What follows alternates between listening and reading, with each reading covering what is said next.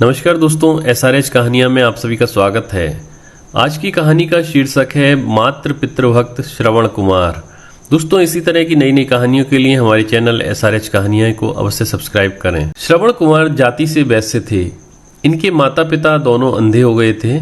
बड़ी सावधानी और श्रद्धा से उनकी सेवा करते थे और उनकी प्रत्येक इच्छा पूरी करने का प्रयत्न करते थे। इनके माता पिता की इच्छा तीर्थ यात्रा करने की हुई। इन्होंने एक कांवर बनाई और उसमें दोनों को बैठाकर कंधे पर उठाए हुए ये यात्रा करने लगे। ब्राह्मण के लिए तो भिक्षा मांगकर जीविका निर्वाह कर लेने की विधि है, किंतु दूसरे वर्ण के लोग यदि दरिद्र हों और तीर्थ यात्रा कर रहे हों तो बिना मांगे जो कुछ अपने आप कोई दे दे उसी से जीवन निर्वाह करना चाहिए।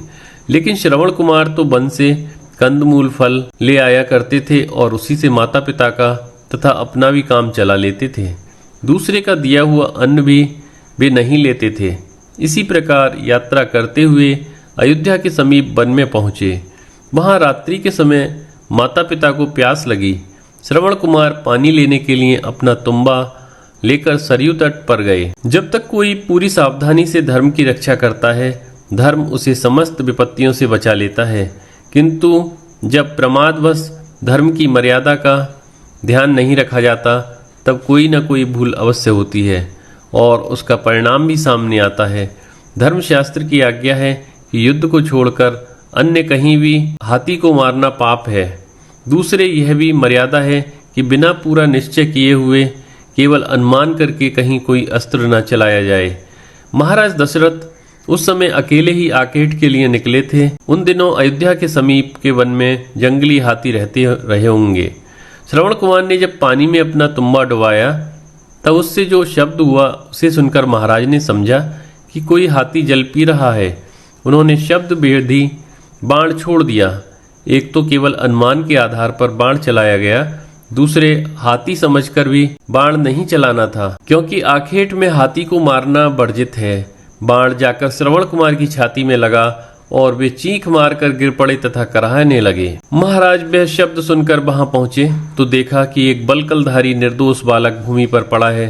उसकी जटाएं बिखर गई हैं, पात्र का जल गिर गया है और उसका शरीर धूल तथा रक्त से लथपथ हो रहा है। उसने महाराज को देखकर कहा, राजन, मैंने तो आपका कभी कोई अपराध किया नहीं था, आपने मुझे क्यों मारा? मेरे माता पिता दुर्बल तथा अंधे हैं, उनके लिए मैं यहाँ जल लेने आया था। वे मेरी प्रतीक्षा करते होंगे। उन्हें क्या पता कि मैं यहाँ इस प्रकार पड़ा हूँ। पता लग जाए तो वे चल नहीं सकते। मुझे अपनी मृत्यु का कोई दुख नहीं, किंतु मुझे अपने माता पिता के लिए बहुत दुख है। आप उन्हें जाकर यह समाचार सुना दें और जल पिलाकर उनकी प्यास शांत करें। इसके पश्चात उन्होंने दोनों ने सूखी लकड़ियां एकत्र कराकर उस पर श्रवण का मृत देह रखवाया। सरयू जी में स्नान करके अपने पुत्र को जलांजलि दी और फिर उसी चिता में गिरकर शरीर छोड़ दिया। अंतिम समय उन्होंने दुख के बेग में महाराज को शाप दे दिया, जैसे पुत्र के वियोग में हम दोनों मर रहे हैं, वैसे ही तुम्हारा शरीर भी पुत्र के वियोग में ही छूटेगा। श्रवण के माता पिता भी अपने पुत्र के पुण्य के प्रभाव से उत्तम लोक को प्राप्त हुए।